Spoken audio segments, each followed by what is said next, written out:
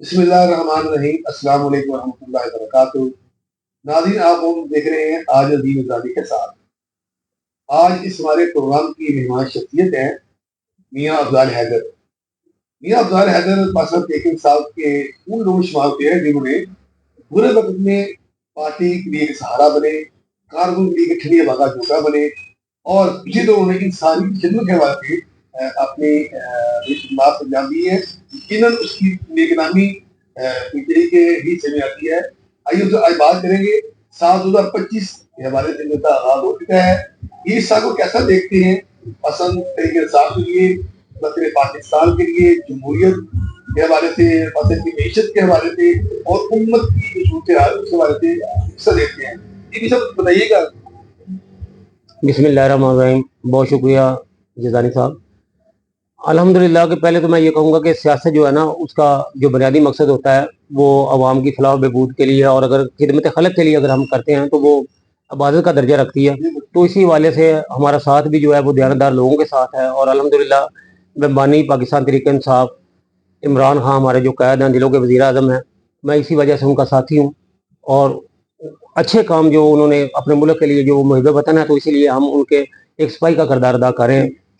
باقی آپ نے پوچھا 2025 کے حوالے سے، تو میں سمجھتا ہوں کہ 2025 جو ہے انشاءاللہ تعالی پاکستان میں ایک بہت بڑی تبدیلیوں کا سال ثابت ہوگا۔ اچھا، وہ اس وجہ سے کہ ہم دیکھ رہے ہیں کہ اس میں انشاءاللہ تعالی بانی پاکستان تحریک انصاف عمران خان وہ ہمارے درمیان میں موجود ہوں گے، اور یہ سال انشاءاللہ تعالی یہ انتخابات کا سال میں دیکھ رہا ہوں۔ اچھا، وہ اس وجہ سے یہ سال ایک میں ہوگا انشاءاللہ تعالی، اچھا، اس وجہ سے کہ جو عالمی طور پہ جو تبدیلیاں رونما ہو رہی ہیں، اور جس طرح کے حالات جا رہے ہیں، حق اور سچ کو جو ہے وہ پذیرائی ملے گی، اور پاکستانی اپنا حق رائے دہی جو ہے وہ پھر سے استعمال کریں گے، اور اپنے منتخب نمائندوں کو وہ منتخب کریں گے، جو ان کی رائے ہوگی اسی مینڈیٹ کا احترام کیا جائے گا، اور انشاءاللہ تعالی پاکستان تحریک انصاف 2/3 سرے سے بھی زیادہ کامیاب ہو کے اس ملک کی باغ دور سنبھالے گی انشاءاللہ۔ اچھا، اس میں ہم نے بات کی ہے کہ یہ الیکشن کا سال ہوگا۔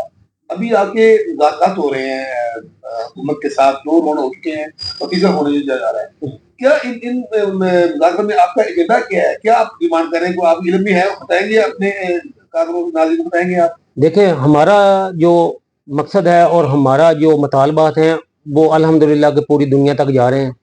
سب کو پتہ اس حوالے سے چل رہا ہے کہ پاکستان تحریک انصاف کو اب اگر یہ کسی جگہ پہ آئے ہیں مذاکرات کے لیے، تو وہ بھی اسی وجہ سے پیش رفت ہے کہ ہمیں اپنا حق ملنے جا رہا ہے۔ اس کی ابتدا ہو چکی ہے۔ ابھی جیسے یہ 2 راؤنڈ ہوئے ہیں، یہ آپ جیسے میں پچھلے آپ نے انٹرویو میں پوچھا تھا تو میں آپ کو کہہ رہا تھا کہ ان کے جو گزرا ہے وہ مذاکرات میں سنجیدہ ہی نہیں ہے، لیکن اب انہیں ایک مجبوری ہے، سنجیدگی دکھانا پڑی۔ آپ کی بیان کے بعد آپ کو نظر آ رہی ہے سنجیدگی آپ دیکھیں، نظر نہیں آئے۔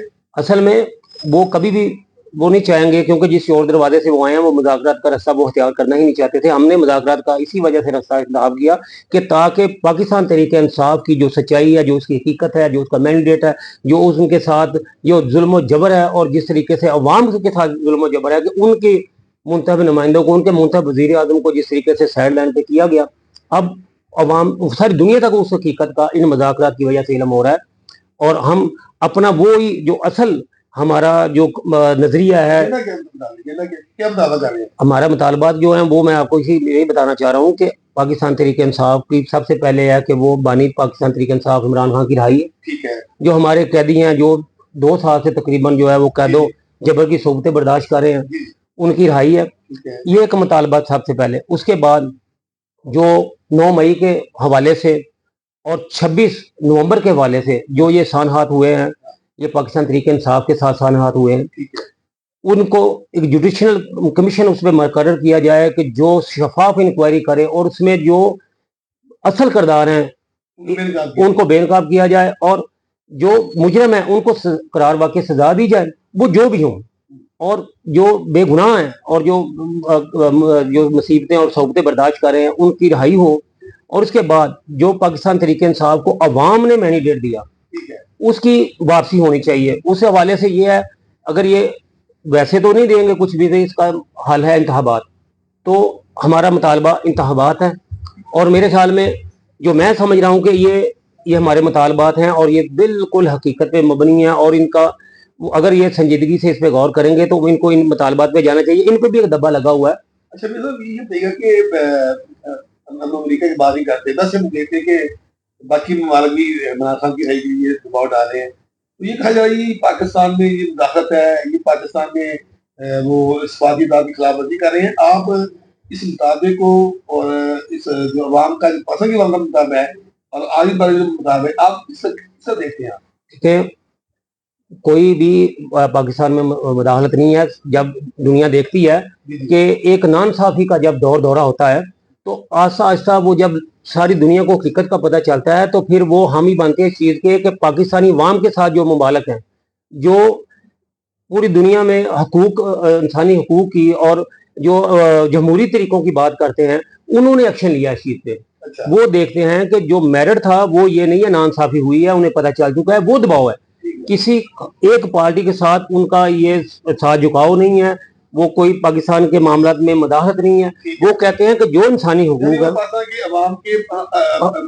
हिमायत कर रहे हैं, वो जो हकीकत में है, जो जिसमें अवाम का वो उनको जो उन्होंने अपना हक रायदही इस्तेमाल किया है, उसके मतलब अब आवाज़ें उठना शुरू हुई हैं। ये इमरान खान के साथ या पाकिस्तान तहरीक इंसाफ के साथ हमायत नहीं है, ये हमायत हक और सच की है। जो इंसानी हकूक सलब हुए हैं उनकी वापसी का मुतालबा किया जाए, ये प्रेशर उन पे आ रहा है। ये बताइए कि चलिए आपने बड़े उदाहरण से बयान किया है, अब जो पार्टी के अंदर जो मामला हैं, क़यादत का मामला आ रहा है, कोई कहता जी बुशरा और बीबी और अहमद के खिलाफ आते हैं, कोई कहता जी इसके खिलाफ आते हैं, क्या इससे पार्टी के काफिलों में तज़ब्बुर भी पाया जा रहा या कोई इस तरह का कोई मामला पेश आ रहा है?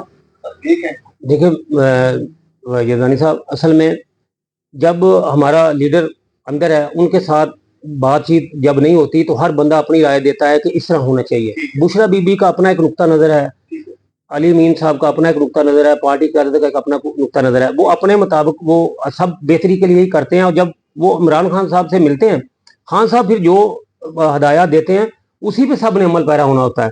बाज़ औक़ात ऐसी चीज़ें होती हैं, जैसे आप मुझसे अभी सवाल कर रहे हैं तो मैं भी अपने हिसाब से जवाब दे रहा हूँ।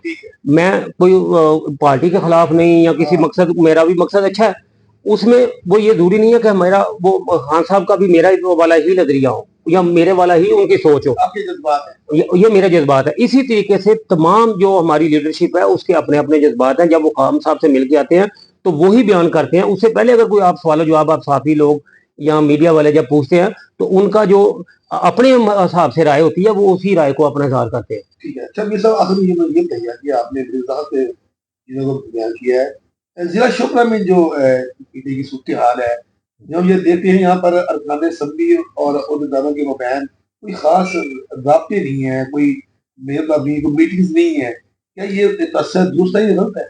देखिए कारकुनान पाकिस्तान तहरीक इंसाफ भी और हमारे जो कामयाब और जो उम्मीदवारान हैं, जो हमारे एमपी और एमएनए हजरात हैं, असल में वो खुद भी जो है वो आप समझ से फॉर्म 47 वाली हुकूमत का वो उनके जबर का शिकार है या उनकी वो सख्तियों का शिकार है।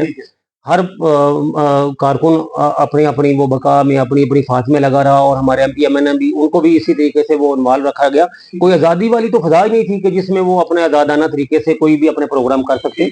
इस वजह से वो कारकुनान के साथ हमारे एमपीएज एमएनए का बिल्कुल रब्ता है। जब भी कोई एहतजाज की कॉल आती है, जब भी कोई हमें अपना पुरअमन एहतजाज कार्ड करवाना होता है या कोई भी ऐसे प्रोग्राम होते हैं 14 अगस्त के हवाले से, 23 मार्च के हवाले से, 25 दिसंबर वाले मामला में, तो जो पार्टी की हदायत होती हैं हमारे एमएनए उसके मुताबिक हमें कारकुनों को वो अतमाद में लेते हैं। और अल्हम्दुलिल्लाह जितना भी हम इस आसानी के साथ कर सकते हैं, अपना अपना काम हर बंदा ही कर रहा है, लेकिन हालात ऐसे नहीं थे कि जिसमें वो खुल के काम कर सके।